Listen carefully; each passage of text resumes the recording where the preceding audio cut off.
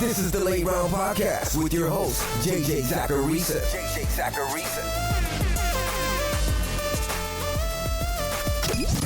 What's up, everyone? It's JJ Zacharisa, and this is episode 616 of the Late Round Fantasy Football Podcast, sponsored by FanDuel. Thanks for tuning in. I always like to say that not all productive college wide receivers and running backs are good in the NFL, but almost all good wide receivers and running backs in the NFL were productive in college.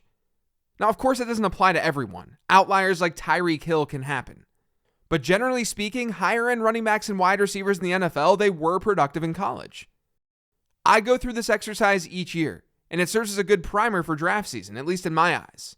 But essentially, I look at effective NFL wide receivers and running backs, and I see how well they did in college. And then I see if there are players from the incoming draft class who match or exceed those metrics. That way we can see which players from the current class produced like studs when they were in college.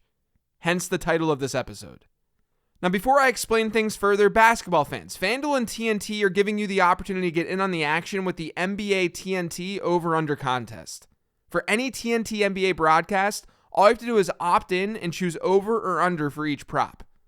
Lock in your picks before the end of the first quarter and compete for a chance at $5,000 in prizes. Head over to FanDuel.com today and participate in the free-to-play NBA TNT over-under contest. Eligibility restrictions apply. Go to FanDuel.com or download the FanDuel app for more details. Okay, so we're talking wide receivers today. And we're trying to see which wide receivers from this year's class produced the way that NFL studs did when they were in college. And this is all fantasy football centric, of course. So here's what I did to make this all clear. I looked at wide receivers since 2011 who have given us multiple seasons with 15 or more PPR points per game. And in those seasons, they had to play at least 8 games. Why 15 or more PPR points per game? Well, this isn't really an exercise about precision. Remember, this is more of a primer. We're just getting a general idea here of how productive these players were when they were in college, so we can compare that to the current class. But 15 or more PPR points per game, that generally leads to a top 20 season at the position in fantasy football. So you could think of this group of wide receivers as players who had multiple top 20 seasons over the last 11 years. Now that filter gives us a list of 43 guys. Players like Deontay Johnson, DJ Moore, AJ Brown, DK Metcalf, they've only accomplished that feat once in their careers.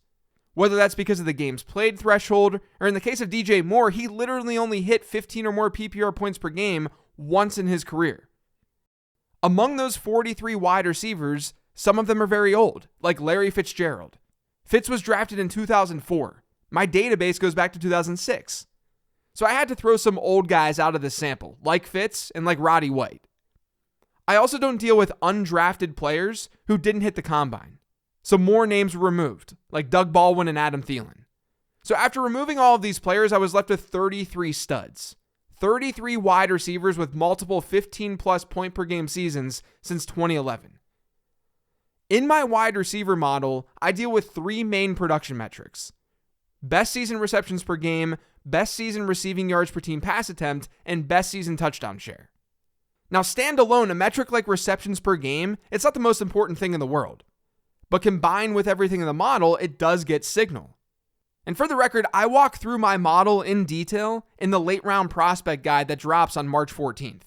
You can pre-order it right now over on lateround.com. Now, within that stud sample, we get the following averages inside these 3 production metrics. Of the 33 wide receivers, the average best season receptions per game rate was 6.8. The average best season yards per team pass attempt rate was 3.14. And the average touchdown share was just under 43%. A ton of you probably have no context to what those numbers even mean. Are they even good? Well, to give you an idea, I'll do the same exact exercise among players who were invited to this year's combine, this year's draft class. Among that group, the average best season receptions per game rate was 5.5. So 1.3 receptions per game lower than our stud sample. And remember, the stud sample are NFL wide receivers with multiple top 20 seasons since 2011. The average best season receiving yards per team pass attempt rate was 2.35 in this year's class. Remember, among the stud sample, it was 3.14. And then in terms of touchdown share, the stud sample had a share of about 43%. Among players in this year's class, that number fell to 32%. Now, these numbers shouldn't be surprising.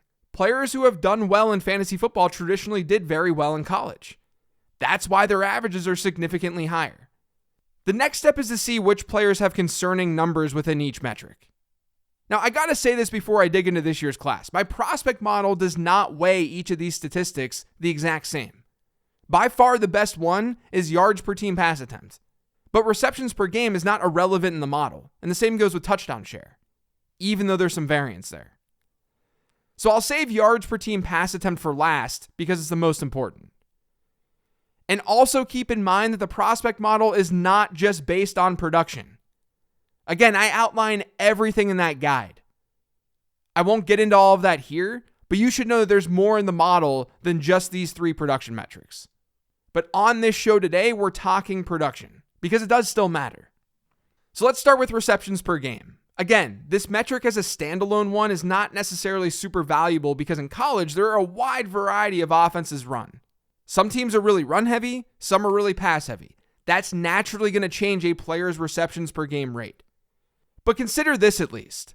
Of the wide receivers who scored 15 or more PPR points per game in just one of their first 3 seasons in the league since 2011, only 13% of them had a best season receptions per game rate below 4 receptions. In our sample of stud wide receivers, only Tyreek Hill, who's the outlier of all outliers, only Tyreek Hill and Demaryius Thomas, who played in an incredibly run-heavy Georgia Tech offense, had a receptions per game rate in their top season in that statistic under 4. The remaining 31 had a best season receptions per game rate over 4. We've got a lot of players under the 4 receptions per game mark in this year's draft class. 8 of them. But I think the one that stands out the most is Christian Watson. Watson is a huge wideout who should test well at the combine. And he evidently did really well at the Senior Bowl. But his best season at North Dakota State saw him with 3.6 receptions per game. At the very least, within this exercise, that's some concern. Now, like a lot of players who are about to be drafted with a low receptions per game mark, the reason is usually because of the offense that they were in. That's the case for Watson. North Dakota State did not throw the ball a lot. And fortunately for Watson, he's got enough potential in other areas to the point where this isn't that big of a deal. But he's the obvious call out among this group. Now, if you look at the stud sample that I've been referencing, just 4 of the 33 were actually under 5 receptions per game. Almost half of the 40 wide receivers going to the combine this season were under that mark. That's not great. The 2 biggest names in this group are George Pickens and Justin Ross. Now, both of these players have gone through some wild collegiate journeys. Both guys had really good freshman seasons, and that gave them really good breakout ages. But then injuries derailed what could have been. Ross's injury was a bigger deal than Pickens' ACL tear, and it's probably going to cost them some draft capital. They're both bigger dudes with some length. Honestly, analytically, like from a spreadsheet standpoint, they're not amazingly different. Draft capital is more than likely going to separate them. But it's just kind of interesting. But both players were well below that 5 receptions per game mark.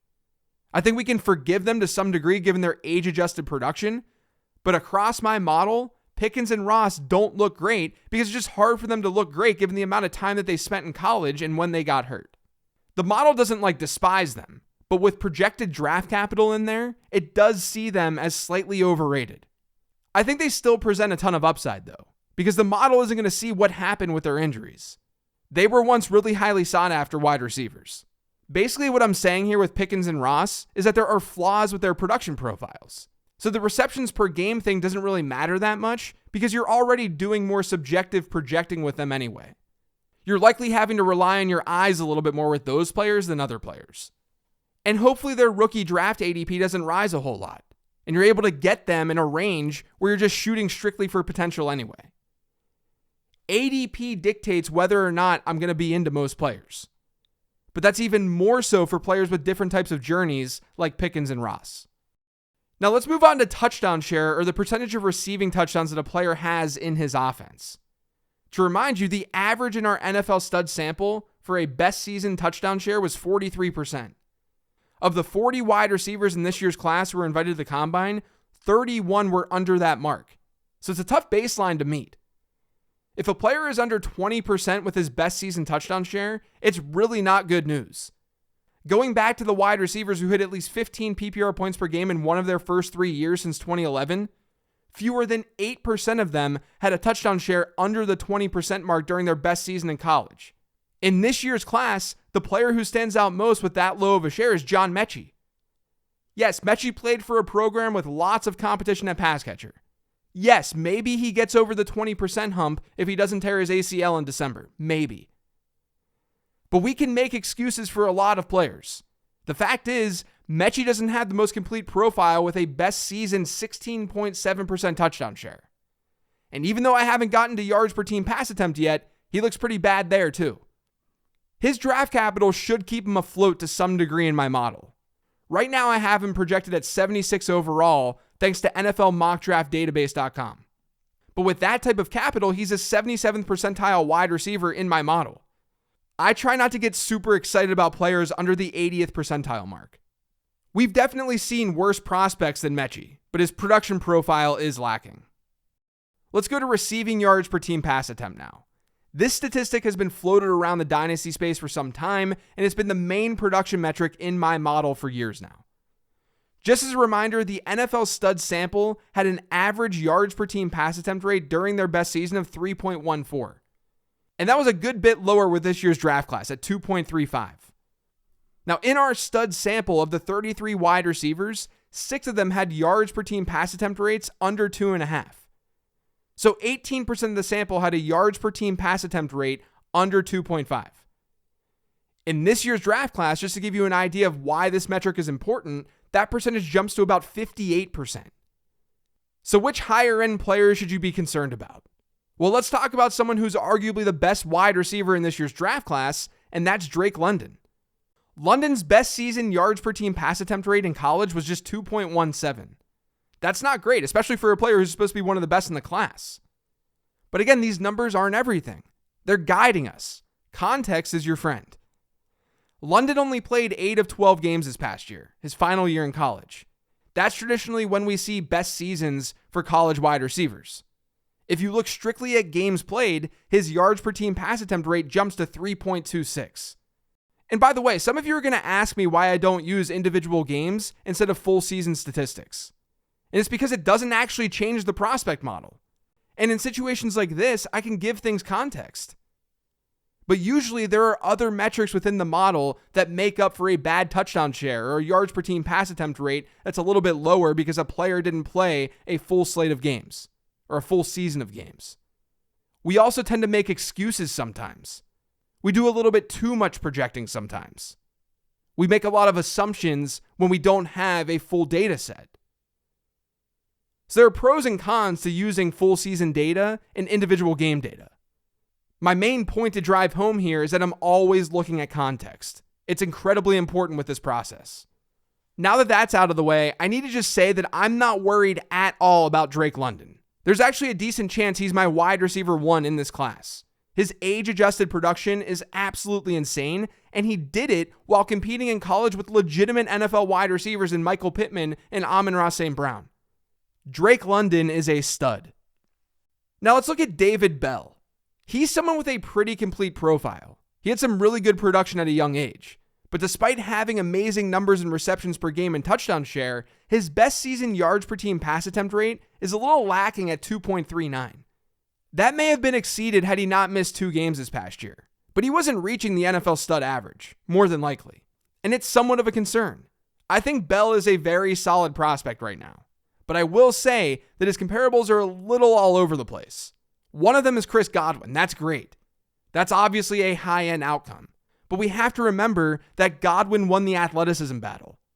Bell is one of those players who I want to see test well before I have a strong lean one way or the other. So given all this, you may be curious which players do seem like studs. Which guys hit every benchmark laid out by the stud wide receiver sample? Well, if I filter players out in this class by the averages that the stud wide receiver sample had, so 6.8 receptions per game, 3.14 yards per team pass attempt, and a 43% touchdown share. When I filter things out by that, 3 names emerge. One of them is Jalen Tolbert. Right now, my model is working off of projected draft capital. So things are far from complete. I don't have proper weight and height info for every wide receiver either because the combine hasn't happened. But if Tolbert has better than expected draft capital, he'll have a shot to hit that 80th percentile mark in my wide receiver model. That usually comes with a higher hit rate. Regardless, he has the second best yards per team pass attempt rate in this class. And clearly his other numbers are really good too. He's a perimeter player with a lot of length, though I'm curious to see where his weight lands at the combine. Now, a knock on him would be competition. He played at South Alabama. So if he's going to be a pro, he should have really good numbers at a school like that. His production profile, though, is still incredibly strong given that context. But with smaller school players, we should bump up some thresholds. And by the way, my model does look at the programs that players are coming from. So it's factored into his score at the end of the day. And it's part of the reason why he may not reach that 80th percentile spot. And it's why my model may not like him that much more than where draft capital will have him, despite this great production profile. So Jalen Tolbert, overall, I like him. The other two players who hit the stud sample averages are Sky Moore and Khalil Shakir. And I really, really like both of them. I could see Moore picking up some steam as we get closer to the draft. But right now, most mocks have him going past pick 100. But his production profile is really, really solid. And unlike Tolbert, Moore, who went to Western Michigan, he's a non-Power 5 early declare. We don't see that very often. But early declare status is something that my model cares about. And it'll look at Moore a little bit more favorably because of it. Moore is like a 73rd percentile prospect in my model right now with the assumption that he gets picked 121st overall. That's according to NFLMockDraftDatabase.com. But let's pretend that he goes like 80th overall. That could bump him into the right spot to where his hit rate increases a whole lot. Regardless, myself and my model will be into Sky Moore this draft season more than likely. His top comp right now in my model is Jarvis Landry. And then with Shakir, I tweeted about this last week, but Shakir's top comp in my model, get ready for this, Cooper Kupp. I'll talk about this more in the late round prospect guide that comes out in a few weeks, but Kupp's best season numbers really do align with Shakir. It's just that there was a little bit more substance to Kupp's profile. And no one has a reasonable ceiling right now of Cooper Kupp. Comps aren't there to say that a player will definitely go in one direction or another. The point to comparables is to show that we've seen successes with similar profiles before. And Shakir, like Moore and Tolbert, didn't go to some huge program. He's a Boise State guy. But his numbers across the board, they look great. And he had a decent breakout age too. So Jalen Tolbert, Sky Moore, and Khalil Shakir are the three players who check all the boxes production-wise. That doesn't mean they're the best players in this class. It just means that they have at least that portion of their prospect profile going for them. Now, if you'd rather look only at yards per team pass attempt, because like I said, it's the most important metric in my model from a production standpoint, if you want to look at that metric and players who are over the 3.14 mark, which is the stud sample average, you add Treylon Burks, Garrett Wilson, Chris Olave, and Wan'Dale Robinson to that list as well. So those names, which are higher end names, those are all players to watch and all players that you should probably be into to some degree. Now, as I've been saying, more goes into my model than just production inputs, but this is at least a good start to thinking about this year's wide receiver class. Next week, I'll get into running backs. That's going to do it for today's show, though. Thanks to all of you for listening. If you get subscribed to the Late Round Fantasy Football Podcast, make sure you are by searching for it pretty much anywhere podcasts can be found. And don't forget to follow me on Twitter @LateRoundQB. Thanks, everyone. I'll be back in your ears on Friday with the weekly mailbag show.